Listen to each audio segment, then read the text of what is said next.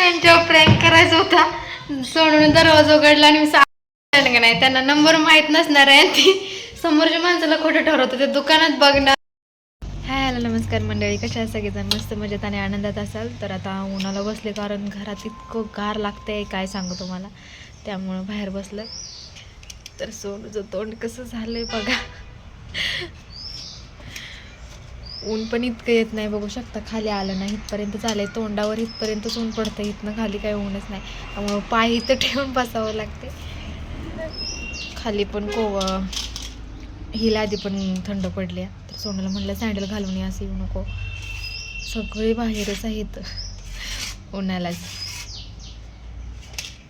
थंडीचं तेवढं ऊन भारी वाटतं बाबा. हिला काही थंडीशी मतलब नाही, खेळायला भेटलं म्हणजे बाद झालं. तर आता वाजल्यात 8 आणि मी काय स्वयंपाक वगैरे बनवला नाही, फक्त चहा बनवला. कारण हे दुपारने येणार आहेत, आज शनिवार आहे, तुम्हाला कालच्या व्हिडिओमध्ये सांगितलं आहे मी. तर शनिवारचा काय डबा वगैरे नाही तर असलं तर जेवण जातं, नसलं तर चहा पिऊन जातं. तर गेलेत मग आम्ही निवांत काहीतरी बनवणार आहे दुपारच्याला, बघू. हे काहीतरी घेऊन येतात मग तेच खायचं बाजारातनं, त्यामुळं सकाळचंच करावं लागेल काहीतरी. आणि तुम्हाला वातावरण दाखवते, असं दुःख झालंय सगळीकडं.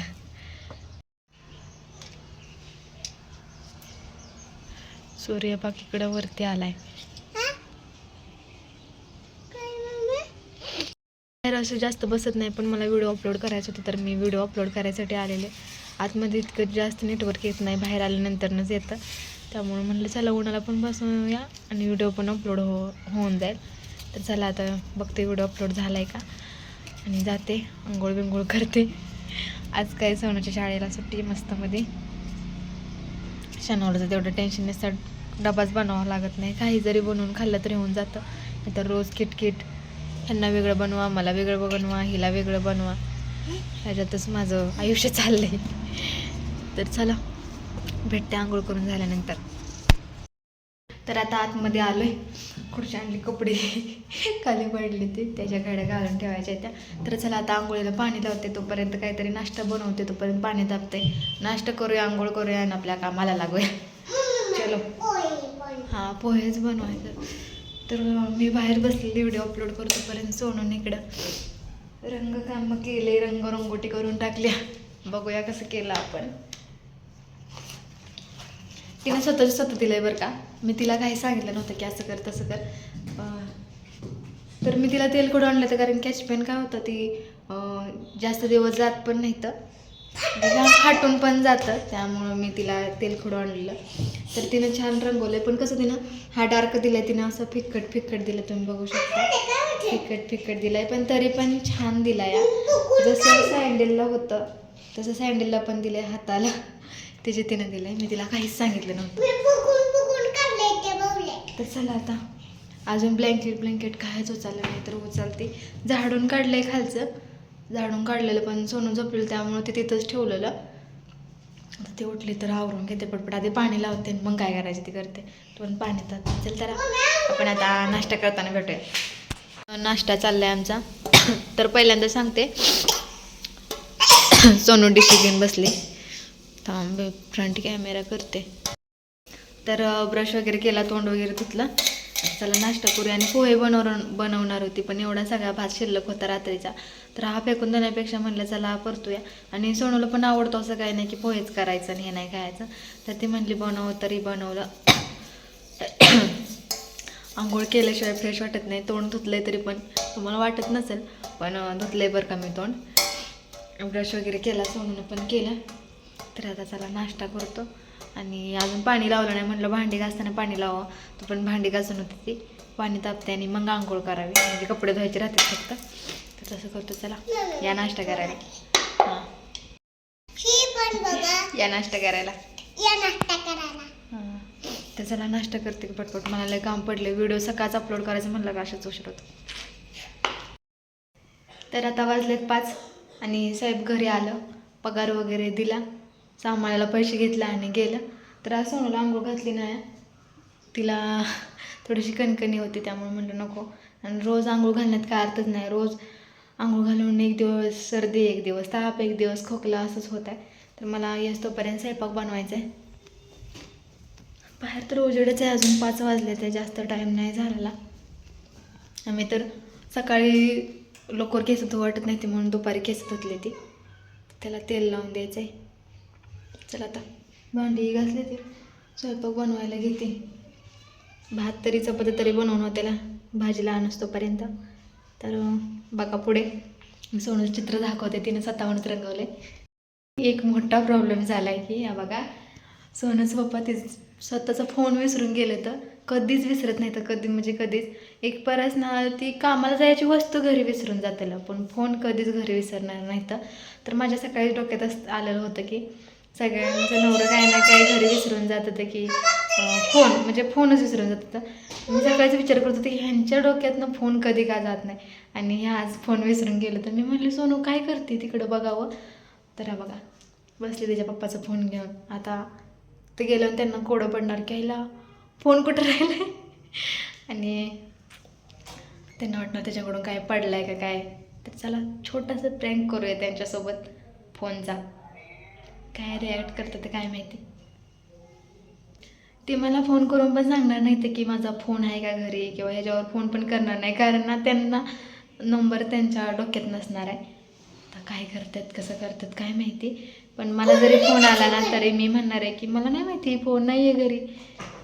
बघा काय होते, कारण त्यांच्याकडून बऱ्याचदा फोन पडला आहे, असं खिशातून पडला आहे गाडीवरनं, पण तो घावला आहे. हाच फोन 2-3 वेळा तरी पडला असेल, पण तो घावला आहे. दुसरं पडलं ते काही घावलं नाही. तर असं घरी कधी विसरून जात नाही, तसं खिशातून पडला तरच. मला वाटलं आपलं कुठे, तर फोन बिन आला तरच मी सांगणार नाही की फोन घरी आहे म्हणून. मी म्हणणार आहे नाही माहिती. त्यांच्यावर प्रँक करायचा होता.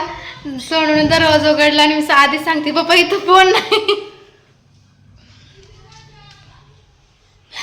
पुरगी लय नालायक, आणि ही घरात ओळखत आणि कपाटाला हात लावून बसली. पप्पा इथं नाही बरं का.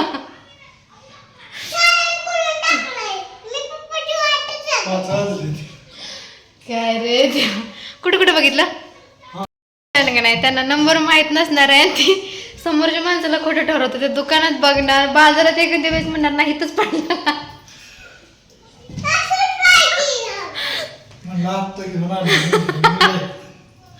आता त्यांना जर कळलं घरी फोन आहे तर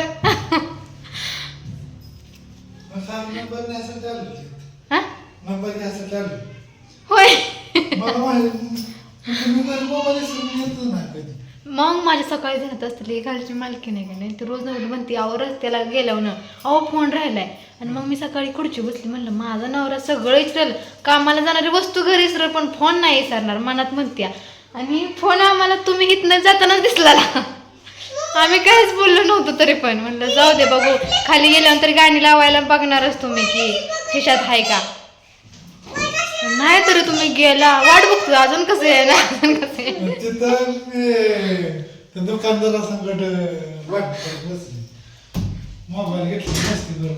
आणि म्हण टाकलं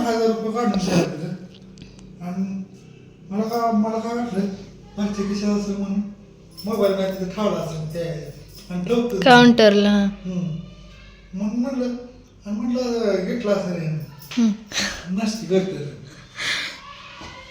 नव्हती. तुमची गाडी वाजली का म्हणून तर ह्याच्या हातातनं फोन घेतला आणि एअरफोन मोडला टाकला आणि कपाटात ठेवून दिला. म्हणणार सगळीकडे होणार ना कपाटात, काय कपाटी उचकटाय जाणार नाही म्हणून साठी त्याच्यात ठेवला. एवढ्या मारती तुमची तुम्ही याच्या आधी. पडला असता तर हराला असता तर आयफोन भेटला असता. माझा फोन तुम्हाला दिला असता, मी आयफोन वापरला असता.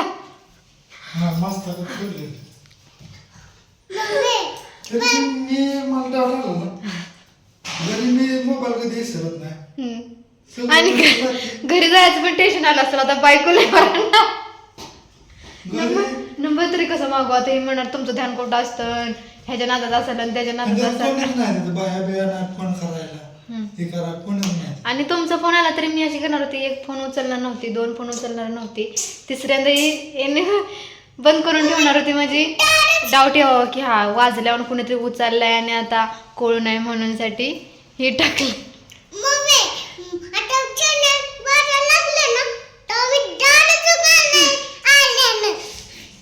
गबस घोळ करते आणि आता नंतर म्हणते दार उघड.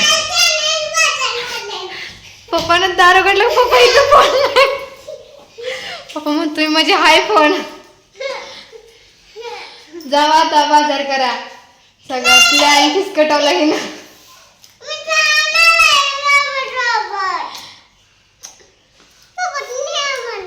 कशाला म्हणली मम्मी मी खरंच नाही सांगत बरं का पप्पाला. म्हणून म्हणते पप्पा इथं नाही बरं का फोन. मग मला खायची.